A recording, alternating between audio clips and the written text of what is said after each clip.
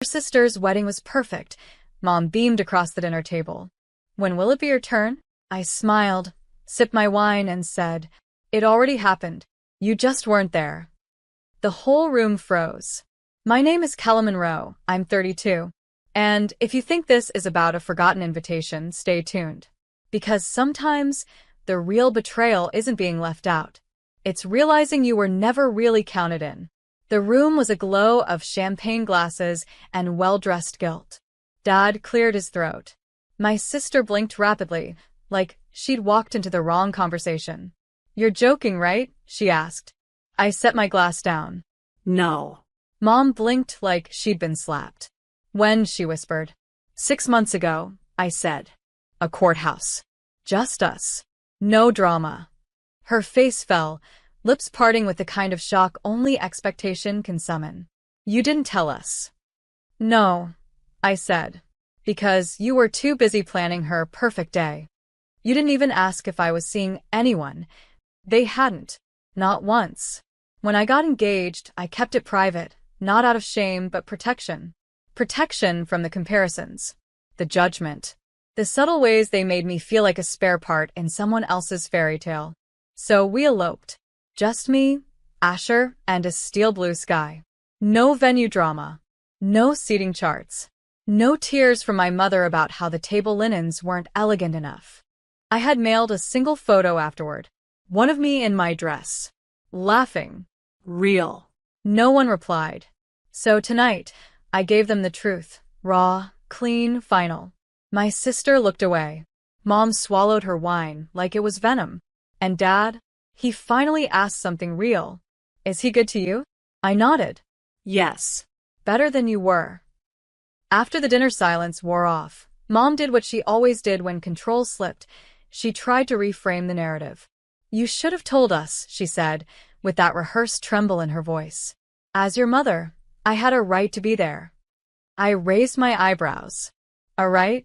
I looked at my sister. You didn't think I had a right to be at yours. Remember? Because I hadn't forgotten. The missing RSVP. The suddenly lost invitation. The day of text that said, we assumed you'd be too busy with work. But I hadn't been busy. I'd sat in my apartment, alone, watching their photos flood social media, like confetti. My sister's smile, Mom's tears, Dad's toast. All while I scrolled, heart pounding, face hot, and realized they never wanted me there. Not really. I was the background sister. The one who never needed help. The one who made unconventional choices and didn't follow tradition. So, I created my own. My wedding was small. No matching dresses. No tiered cake. Just vows spoken on a windy hilltop, our hands pressed together, our eyes locked in defiance of everyone who said love only matters when it's witnessed. I didn't post it online. I didn't need their likes. Dad sighed now at the table, heavy and tired. Why didn't you tell me? He asked. I almost believed the softness in his voice. Until I remembered his toast at my sister's wedding. We're so proud to have one daughter who's finally doing things the right way. I looked him dead in the eye. You didn't ask. No one did. They only saw me when I reflected their image. But now? I was done holding the mirror. And across the table, for the first time in my life, I saw my sister's smile fade. My sister finally spoke. I didn't think you'd want to come to my wedding, she said, eyes flicking down to her plate. You always make everything about you. That was rich, coming from the girl who demanded 5 dress changes and cried over the shade of peonies. I tilted my head. Not inviting someone and justifying it after the fact doesn't make it right, it makes it rehearsed. She flinched. So did Mom. Dad picked up his fork like it was a shield. I kept going. Not to wound, but to witness. I was never going to be the sister who looked good in bridesmaid photos. Or the one who made your love story look bigger by standing quietly beside you. That's not fair. Neither was watching you all clink glasses while I sat home wondering what I did wrong. Her lip trembled, but I didn't soften, because the problem wasn't the wedding. It was years of revisionist history. Years of being labeled dramatic for speaking up. Years of being told I was too intense, too independent, too much. And yet somehow, Not enough to be invited. Mom jumped in. Well, it's over now. Maybe we can move forward. I shook my head. See, that's the thing. I already did. Without you. Her face dropped like a chandelier cracking from the ceiling. I stood up, napkin folded gently in hand. I didn't come here to explode. I came here to set the record straight. I looked at my sister. You got the wedding you wanted. I looked at my parents. You got the daughter you celebrated. Then I smiled genuinely. And I got the peace none of you ever offered. And with that, I walked out, leaving behind the only seat I'd ever truly been assigned at that table. The empty one. You said. 3 days passed before anyone said a word. Not a call. Not a text. Just silence. Cold and tactical. And then on a Wednesday night, Mom emailed. You blindsided us.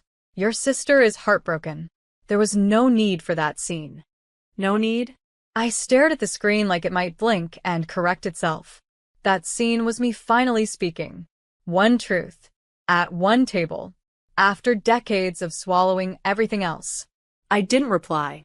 But they weren't done. My sister posted a throwback on social media. A photo of her wedding day. Captioned. Some people watch. Some people vanish. Real love shows up.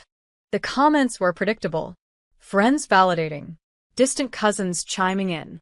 A parade of digital loyalty. I didn't flinch, because they could spin the story all they wanted. I had already lived it. Meanwhile, Asher, my husband, was folding laundry when I told him. He didn't ask for details. Just walked over, kissed my forehead, and said, Do they even know your favorite flower? They didn't. He did. Calla lilies.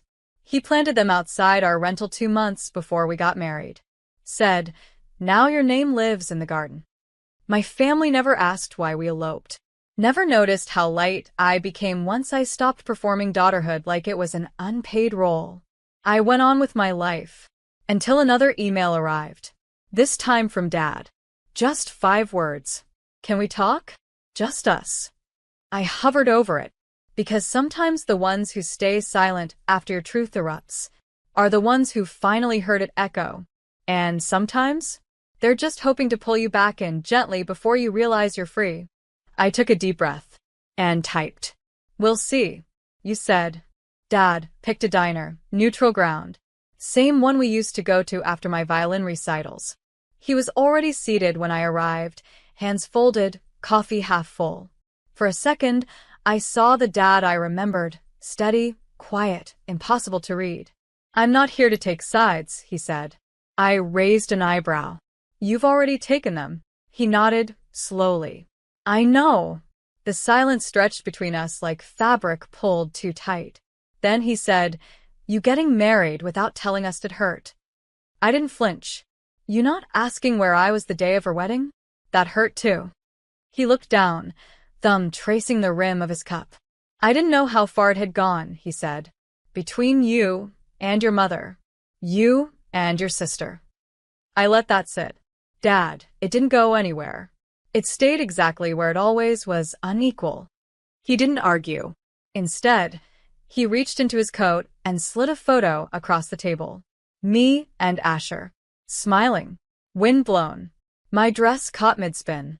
I kept this, he said. Even when your mom said it was disrespectful. I stared at the photo. My hands had been shaking when I sent it. One last attempt. One last olive branch. I didn't know how to reach you, he added. Not without her listening. I leaned back. Then maybe don't reach for me until you're willing to stop whispering around her. His eyes softened. I miss you. I folded the photo and tucked it into my purse. I'm not lost, Dad. I just stopped walking in your direction. He nodded again. No defense. No pleading. And maybe, finally, he understood. I hadn't left the family. I'd just stopped waiting for them to meet me halfway. 2 days after the diner, Mom showed up at my door. Unannounced. Uninvited. She didn't even knock. She waited in her car like a lawyer prepping closing arguments, sunglasses on, jaw set like granite. I opened the door slowly. She stepped out, arms crossed, lips pursed. I suppose your father told you I was the villain now. I didn't answer. Because villains don't always wear black. Sometimes, they wear pearls and speak in sighs instead of slurs. I raised you better than this, she said. Did you? I replied, calm. She exhaled. You embarrassed us.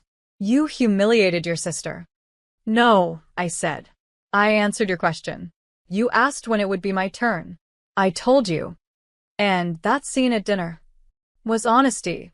I cut in. The silence swelled. A war without noise.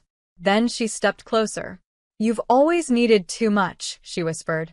Too much validation. Too much space. I felt that line hit where it was meant to. But this time, it didn't land. Because she didn't know. I'd already unpacked that wound. With Asher. In therapy. In the stillness of a marriage she never asked about. I looked at her the way you look at a painting you once loved, and now see for what it really is, technique without truth. You didn't lose a daughter, I said. You just lost the version you controlled. She blinked. You think you're better than us now? No, I said. I think I'm just done bleeding for the applause you never gave me. She didn't cry. She turned, walked back to her car. Engine started. No wave, just taillights fading down the street. And I closed the door without guilt. Because not every ending needs a slam. Some needs silence and a lock.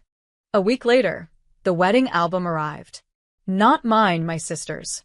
A thick, cream-colored envelope with gold embossing and the Monroe family crest etched in the corner.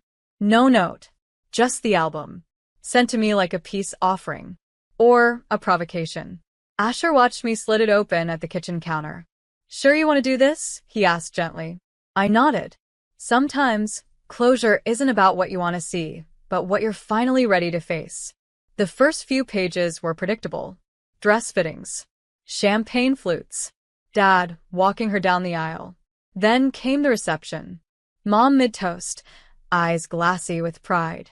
A long, scripted quote about daughters, dreams, and destiny. Then one image made me freeze. A family portrait.